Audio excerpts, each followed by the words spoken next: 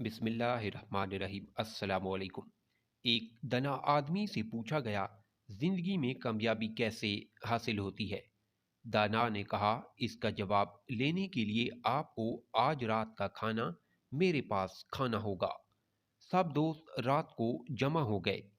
उसने सूप का एक बर्तन सबके सामने लाकर रख दिया, मगर सूप पीने के लिए सबको एक एक मीटर लंबा चम्मच दे दिया और सबको कहा, आप सब अपने अपने लंबे चम्मच से सूप पीना है।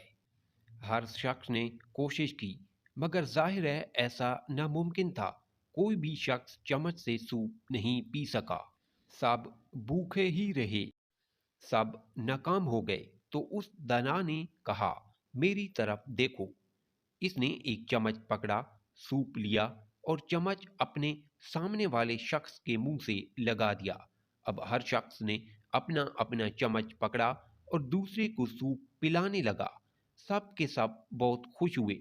सूप पीने के बाद दाना आदमी खड़ा हो गया और बोला, जो शख्स जिंदगी के दस्तरखान पर अपना ही पेट भरने का फैसला करता है वो भूखा ही रहेगा, और जो शख्स दूसरों को खिलाने की फिक्र करेगा वो खुद कभी भूखा नहीं रहेगा। देने वाला हमेशा फायदे में रहता है लेने वाले से। हम सब की कामयाबी का रास्ता दूसरों की कामयाबी से होकर गुजरता है। अगर आप मेरे चैनल पर न्यू हैं तो प्लीज़ चैनल को सब्सक्राइब और वीडियो को लाइक ज़रूर करें।